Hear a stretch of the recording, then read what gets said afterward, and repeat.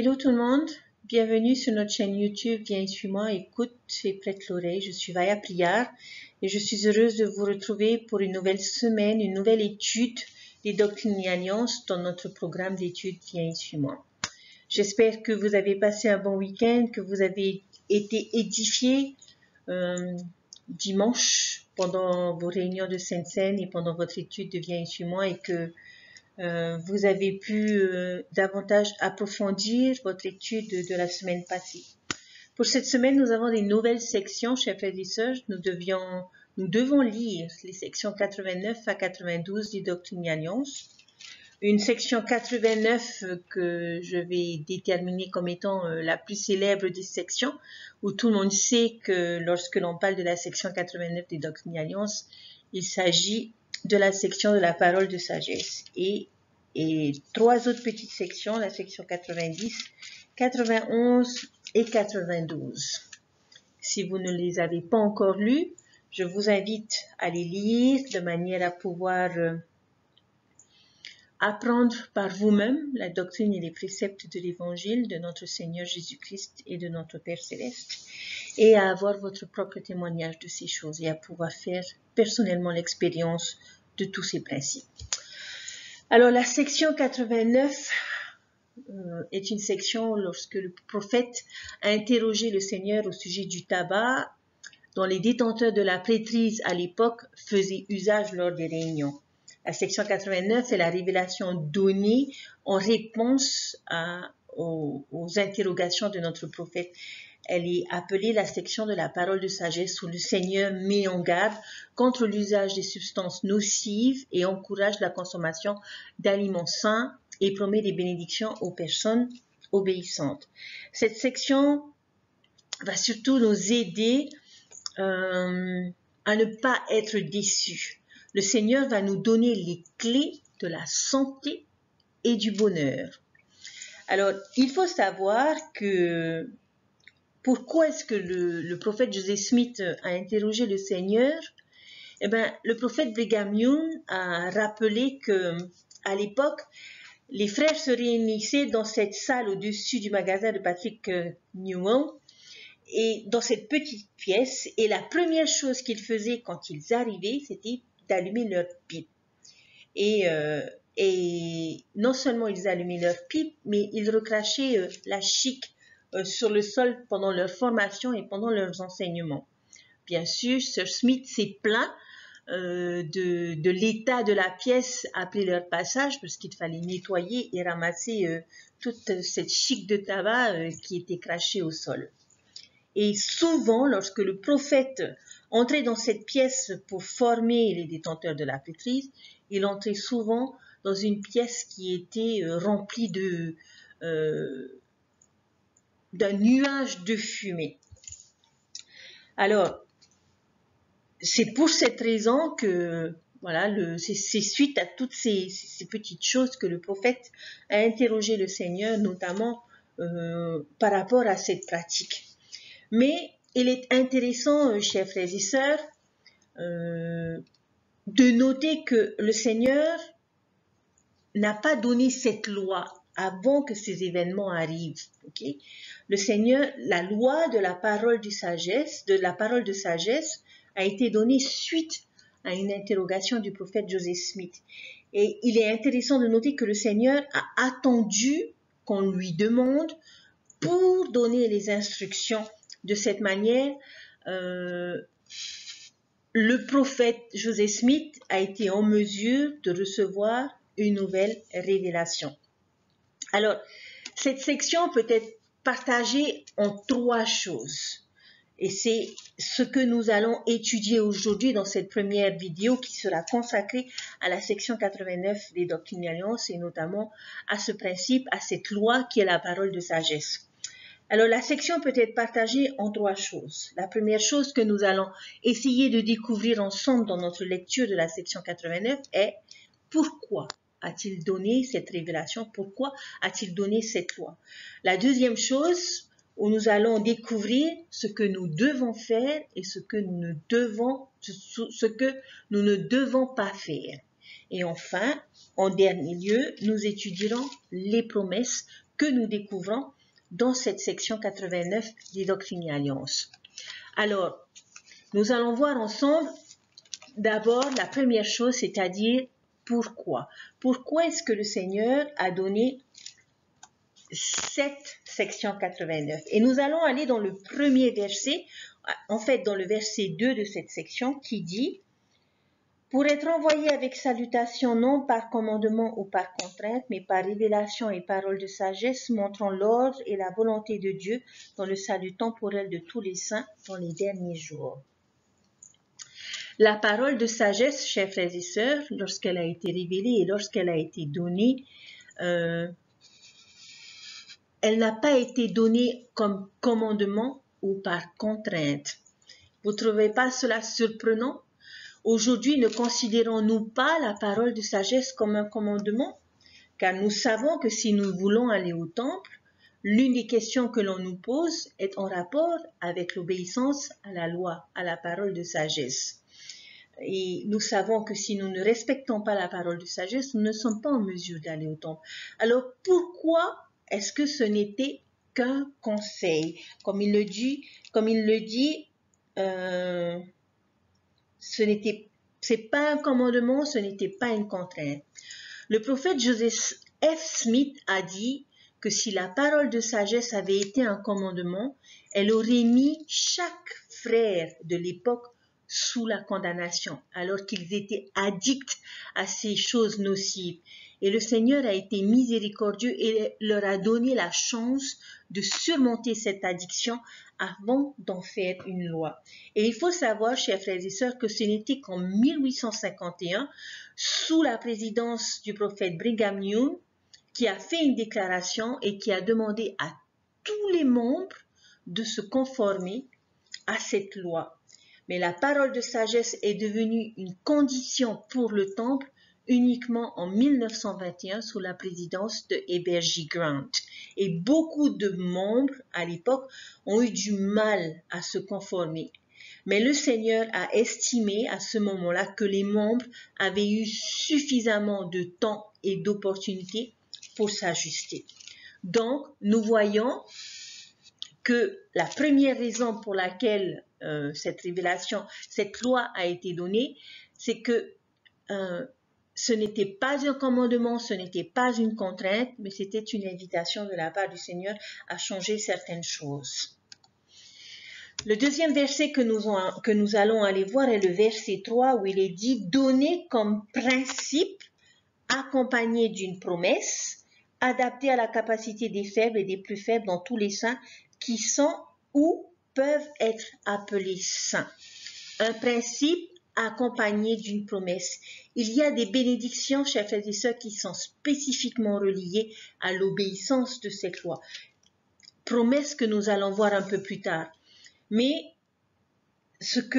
la phrase dont j'aimerais attirer votre attention est celle qui dit « adapté à la capacité des faibles et des plus faibles de tous les saints ». Qu'est-ce que cela veut dire, chers frères et sœurs, pour vous? Qu'est-ce que vous comprenez par cette phrase? Pourquoi est-ce que le Seigneur dit cela? Eh bien, tout simplement parce que le Seigneur sait que notre corps, notre esprit et nous-mêmes pouvons nous adapter à ces choses nocives. Et pour que le corps s'y habitue, il faut en prendre régulièrement. Lorsque l'on boit de l'alcool et qu'on découvre l'alcool pour la première fois, ce n'est pas forcément toujours une bonne expérience parce que l'on dit que l'on n'apprécie pas le goût dès la première fois. Mais au fur et à mesure qu'on en consomme, notre corps, notre palais s'y habitue et commence à prendre goût. Ce que le Seigneur veut dire, c'est qu'il n'est pas difficile de vivre cette loi. Si nous n'essayons pas ces substances nocives et si nous savons ce que l'Évangile nous enseigne, il n'y a pas réellement de tentation à vouloir goûter à ces choses si ce n'est par l'intermédiaire d'une personne mal intentionnée. Mais n'importe qui est capable de refuser de goûter à ces choses. et particulièrement si nous savons que ces choses sont interdites par cette loi, par ce principe qui est la parole de sagesse. Allons voir maintenant le verset 4 qui dit ceci: « Voici en vérité, ainsi vous dit le Seigneur, en conséquence des mauvaises intentions et des desseins qui existent et existeront dans les derniers jours, dans le cœur des conspirateurs, je vous ai averti et je vous préviens en vous donnant par révélation cette parole de sagesse. » Je pense sincèrement, chers frères et sœurs, que la véritable raison se trouve dans ce verset 4. En conséquence des mauvaises intentions et des desseins qui existent et qui existeront dans les derniers jours. Cette phrase nous donne la véritable raison de la parole de sagesse. Nous voyons que cette révélation est vraie aujourd'hui. La production d'alcool, sa consommation et son abus ont atteint un niveau élevé aujourd'hui et même banalisé. La parole de sagesse a été donnée à cause des circonstances que l'on a aujourd'hui. Il y a l'adversaire et il y a des personnes qui cherchent à rendre d'autres personnes addictes et à rendre leurs produits de plus en plus difficiles à résister. Le fait qu'ils soient accessibles à un prix bas, l'on trouve aujourd'hui des dealers de drogue, des dealers de paca, il y a des personnes qui cherchent à assouvir d'autres personnes. Il y a des campagnes publicitaires qui mettent en avant ces produits en faisant croire que ces choses sont associées à la popularité, sont associées à la célébrité, à la beauté. Et le Seigneur a vu toutes ces choses, a vu comment ces substances nocives allaient être mise en avant dans notre société aujourd'hui, dans les derniers jours. Et à travers cette loi qui a été révélée, chers frères et sœurs, en 1833, le Seigneur nous montre tout l'amour et la considération qu'il a pour chacun de nous et son inquiétude. Et nous avons besoin, chers frères et sœurs, aujourd'hui, de la protection que procure la parole de sagesse pour nous maintenir éloignés de l'influence et du pouvoir de l'adversaire. Vous pourriez me dire, mais sœur Vaya, j'ai mon libre arbitre. C'est vrai que nous avons tous notre libre arbitre, mais nous savons tous que ce que nous ne pouvons pas choisir sont les conséquences de nos choix que nous avons faits en utilisant notre libre arbitre. Mais l'addiction à ces substances, à ces choses nocives, chers frères et sœurs, nous prive de notre véritable liberté et rend une personne incapable de faire des choix justes, des choix raisonnés, de prendre des décisions justes et intelligentes. Les personnes qui ont accepté d'être assouvies par ces substances ont renoncé à leur libre arbitre en cédant à ces substances. Et c'est pas étonnant que Satan nous pousse vers ces choses parce que lui-même déteste le libre arbitre. Dieu souhaiterait que nous soyons toujours dans le contrôle de ces choses. Alors nous venons de voir, chers frères et sœurs, le pourquoi de la parole de sagesse, qui à l'époque n'était pas un commandement ni une contrainte, mais qui l'est aujourd'hui, qui est accompagné d'une promesse que nous allons découvrir plus tard, mais c'est surtout, comme le verset dit, en conséquence des mauvaises intentions et des desseins qui existent et existeront dans les derniers jours. Donc, cette loi que nous redécouvrons dans notre lecture de la section 89 des Doctrines et Alliances nous a été donnée à cause des circonstances de la société de consommation que nous avons aujourd'hui dans les derniers jours. Alors, nous allons maintenant découvrir ensemble les choses que nous devons faire et ne pas faire. Chers frères et sœurs, j'espère que lorsque vous suivez cette vidéo, que vous avez vos écritures avec vous et que vous suivez les versets en même temps que moi, malgré le fait que je les affiche à l'écran, parce qu'il est important, chers frères et sœurs, que vous puissiez vous approprier de vos Écritures. Alors, je vous invite à aller dans les Doctrines et Alliances, et on va commencer par voir ensemble les choses que nous ne devons pas faire. Et c'est ce que nous trouvons dans les versets 5, 7, 8 et 9. Voici ce qu'il est dit. Lorsque quelqu'un parmi vous boit du vin ou des boissons fortes, voici ce n'est pas bien ni convenable aux yeux de votre Père. Au verset 7, et de plus, les boissons fortes ne sont pas pour le ventre, mais pour vous laver le corps. Au verset 8, et de plus, le tabac n'est ni pour le corps, ni pour le ventre, et n'est pas bon pour l'homme. Et verset 9, et de plus, les boissons brûlantes ne sont ni pour le corps, ni pour le ventre. Le prophète a enseigné que les boissons brûlantes, un peu plus tard, sont le thé et le café. Mais vous remarquerez, chers frères et sœurs, que dans cette section, il y a un grand absent, qui sont, bien sûr, les drogues, que nous voyons se développer de plus en plus aujourd'hui et être un véritable fléau dans notre société. Mais cette substance fait partie de la révélation moderne de nos prophètes. Et aujourd'hui, nous trouvons également la vapeau, le thé vert et tout produit à base de café. Mais le Seigneur, qui est un homme bon, ne va pas juste nous dire ce qu'il ne faut pas faire, mais à côté de ça, il nous invite à faire d'autres choses. Et lorsque l'on parle de la parole de sagesse, on parle souvent des choses qui sont interdites par ces lois, des choses qu'on ne peut pas prendre. Mais cette loi nous donne également des enseignements sur ce que nous devons consommer. Et c'est ce que nous trouvons dans les versets 10 à 17 que je vous invite à lire. Dans les versets 10 à 17, l'on nous parle des herbes salutaires qui sont notamment les légumes et les fruits. L'on nous parle de la viande et l'on nous parle des graines. Donc voilà les choses que le Seigneur voudrait nous voir consommer aujourd'hui. Mes chers frères et sœurs, je n'ai pas envie de revenir sur ces choses que nous connaissons déjà parce que qui ne connaît pas la parole de sagesse, qui ne connaît pas cette loi qui existe depuis toujours et que moi, depuis toute petite, on m'a toujours enseigné concernant la parole de sagesse. Mais chaque fois que l'on a parlé de la parole, chaque fois que l'on parle de la parole de sagesse, on pense alcool, on pense tabac, on pense drogue, mais il y a beaucoup d'autres choses que l'on peut apprendre et découvrir dans cette loi et ce principe que nous découvrons dans la section 89 des Doctrines et Alliances. Et aujourd'hui, chers frères et sœurs, j'aimerais avec vous que l'on trouve les principes que l'on découvre en méditant et en étudiant davantage cette section 89 des Doctrines et Alliances. Parce que la parole de sagesse n'est pas juste une liste des choses à prendre ou à ne pas prendre.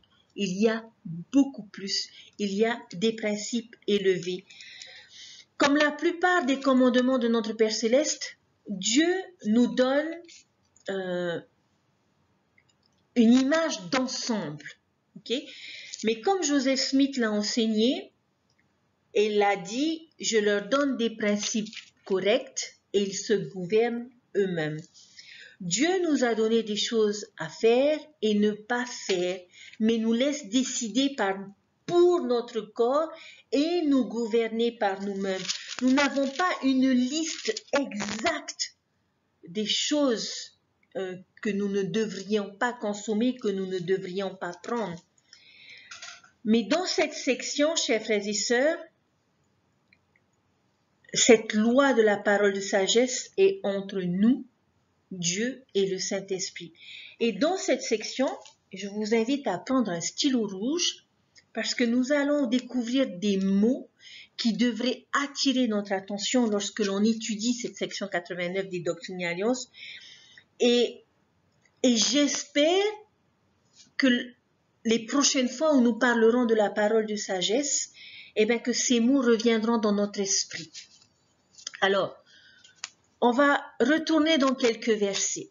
Le premier mot est le mot sagesse. Dans le verset 4, il nous dit, « Voici en vérité, ainsi vous dit le Seigneur, En conséquence des mauvaises intentions et des desseins qui existent et existeront dans les derniers jours dans le cœur des conspirateurs, je vous ai averti, je vous préviens en vous donnant par révélation cette parole de sagesse. Sagesse. Lorsqu'il s'agit de prendre soin de nous, soin de notre corps, qui, je le rappelle, chers frères et sœurs, est le temple de Dieu où réside le Saint-Esprit, nous devons être sages dans la manière dont nous en prenons soin, ce que nous avalons, comment nous le traitons et les risques que nous prenons. Nous devons être sages. Donc voilà le premier principe que l'on peut apprendre et découvrir dans cette loi qui est la parole de sagesse. C'est la sagesse, être sage dans la manière dont nous prenons soin de notre corps. Le verset suivant et les principes suivants, on retrouve le principe de la sagesse, mais il y a aussi le principe de savoir-faire. Dans le verset 8, et de plus le tabac n'est ni pour le corps, ni pour le ventre et n'est pas bon pour l'homme, mais c'est une herbe pour les contusions et le bétail malade dont il faut user avec sagesse et savoir-faire. Lorsque nous prenons des décisions en rapport avec notre corps, nous devons faire preuve de sagesse, chers frères et sœurs, et de savoir-faire. Cela signifie que nous devons rechercher comment prendre soin de notre corps et de la meilleure des façons. Le principe suivant se trouve dans le verset 11, qui est le principe de la prudence. Dans le verset 11, il est dit « Chaque herbe en sa saison et chaque fruit en sa saison, tout ceci doit être utilisé avec prudence et action de grâce. » Prudence et action de grâce. Prudence, c'est-à-dire consciencieusement. C'est de cette manière que nous devons prendre soin de notre corps. Nous devons être prudents dans la manière dont nous nourrissons notre corps.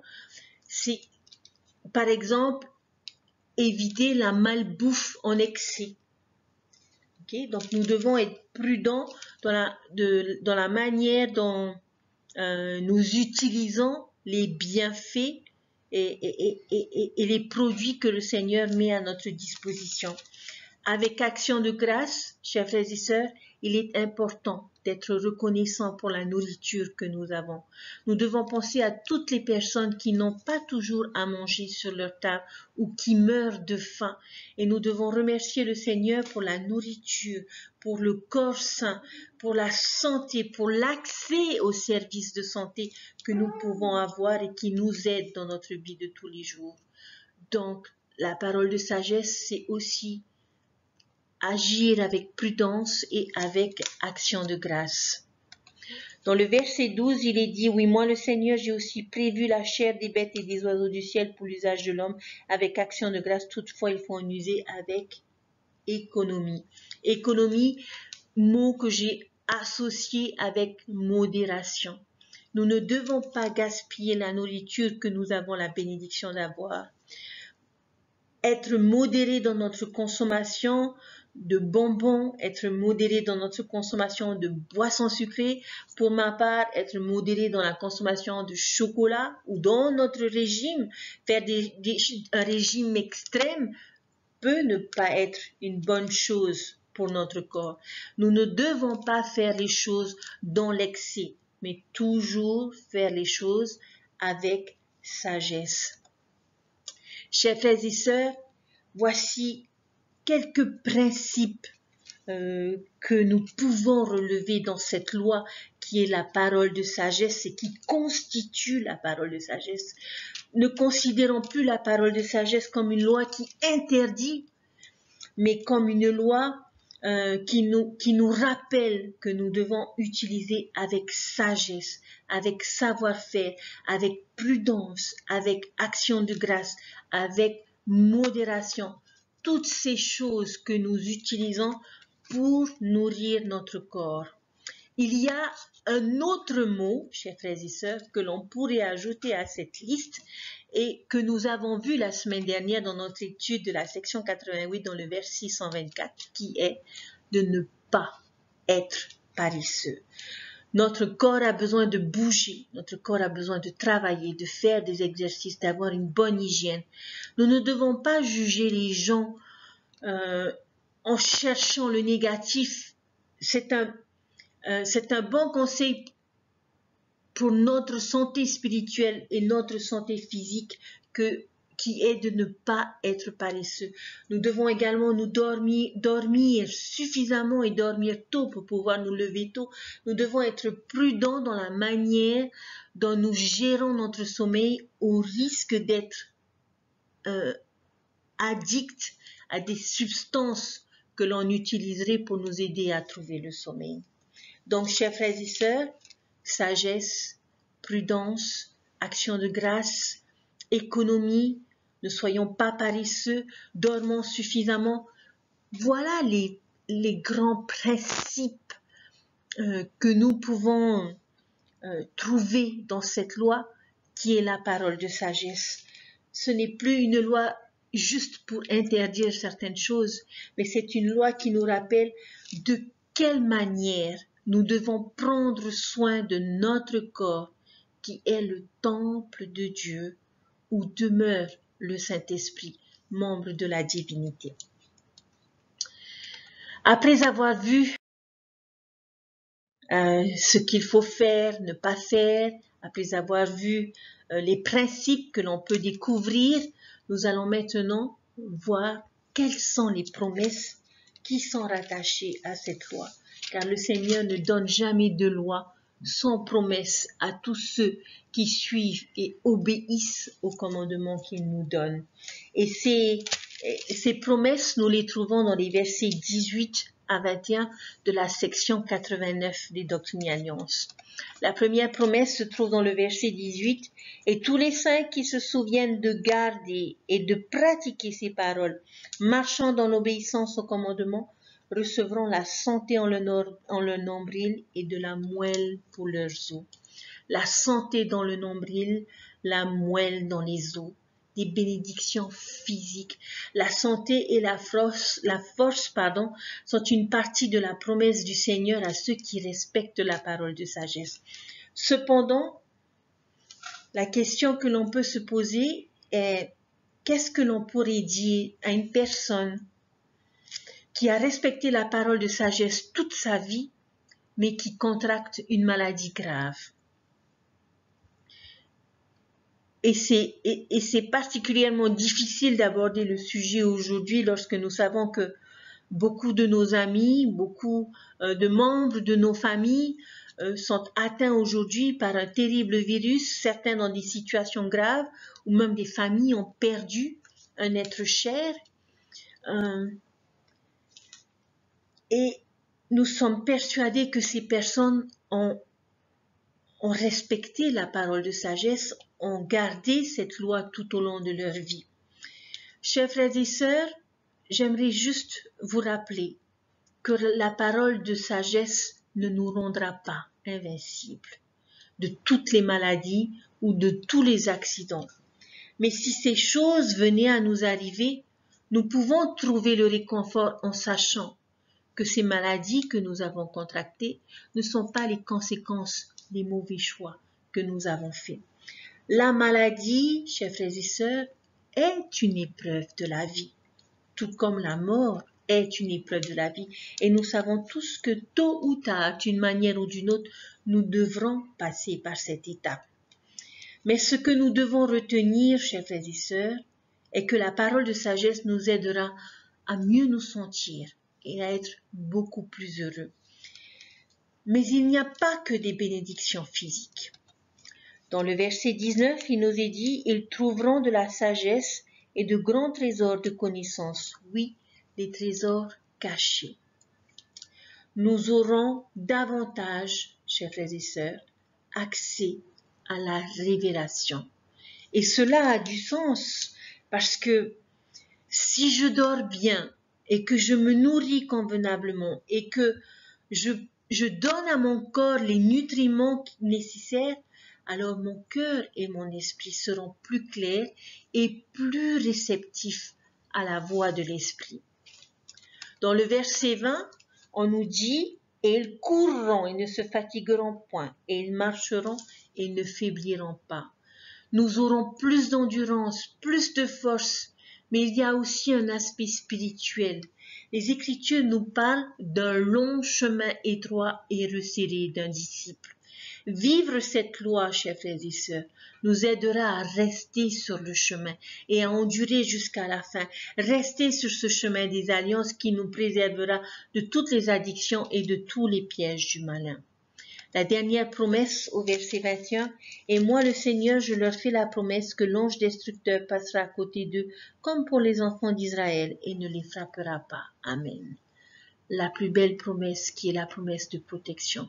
Protection de quoi, chers frères et sœurs? Protection des tentations, protection du péché, protection de la maladie, protection de la mort, protection des conséquences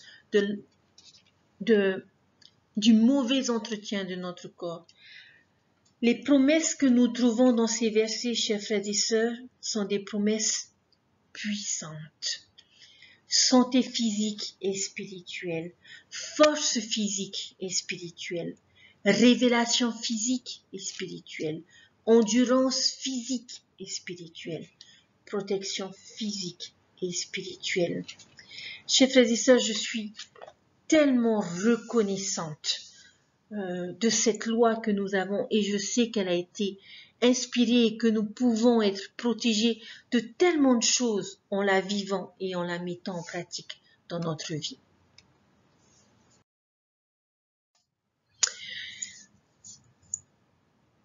Il nous arrive parfois, chers frères et sœurs, de prier le Seigneur pour qu'il nous aide à avoir plus d'énergie, moins de stress, à avoir moins de maladies. Mais le Seigneur nous encourage à suivre cette loi en étant plus sages dans la manière dont nous mangeons, en étant plus sages dans nos exercices, en évitant ce qui est mauvais et surtout par rapport aux choses que nous pouvons contrôler. Cela, bien évidemment, chers frères et sœurs, ne fera pas de moi une top modèle ou de vous, chers frères, un bodybuilder. Mais nous ne devons pas juger le mode de vie de chacun selon l'apparence de chacun. Mais nous soyons sages dans la manière dont nous prenons soin de notre corps, chers frères et sœurs. Ne permettons pas à l'adversaire de nous pousser vers les extrêmes. Nous sommes bénis d'avoir cette loi et il appartient à chacun de s'efforcer de la vivre pour obtenir les bénédictions promises. Chers frères et sœurs, c'est sur ces choses, c'est sur ces enseignements que je vais vous quitter aujourd'hui dans cette première vidéo. Je vous invite humblement à lire ces sections, à lire la section 89. Vous pourriez dire, je connais déjà. Mais l'objectif devient ici, moi, chers frères et sœurs, est de nous rapprocher davantage de notre Sauveur, en apprenant davantage de son évangile, de ses lois et de ses principes. Alors je vous invite à relire ces sections et à chercher les principes que vous pourriez mettre en application dans votre vie, de manière à vous rapprocher davantage de lui et à comprendre et surtout à fortifier votre témoignage que toutes ces choses nous sont données parce que Dieu nous aime et je ne cesserai jamais de vous le dire. Puissions-nous être des disciples fidèles et respectueux des lois, de manière à avoir toujours le privilège et la bénédiction de franchir les portes du temple pour y renouveler nos alliances et nous rapprocher davantage du Seigneur et être revêtus de la protection nécessaire que nous pouvons avoir besoin dans notre vie. Chers frères et sœurs, je sais que certains d'entre vous ont perdu des êtres chers. Je sais qu'il est difficile de comprendre certaines difficultés, certaines tribulations que nous pouvons avoir dans notre vie. Mais je vous témoigne que quiconque s'efforcera de mettre en application cette loi qui est la parole de sagesse, nous serons protégés, nous serons bénis et nous recevrons les bénédictions tant physiques que spirituelles pour pouvoir être en bonne santé et surtout, chers frères et sœurs, être heureux. Je prie notre Père Céleste que nous soyons tous bénis, notamment lorsque nous traversons des épreuves difficiles. Chers frères et sœurs, le réconfort et l'espoir se trouvent dans les Écritures. Alors je vous invite en cette nouvelle semaine à lire vos Écritures, à rechercher dans chaque mot, chaque ligne, chaque verset, le principe que le Seigneur voudrait que vous appreniez.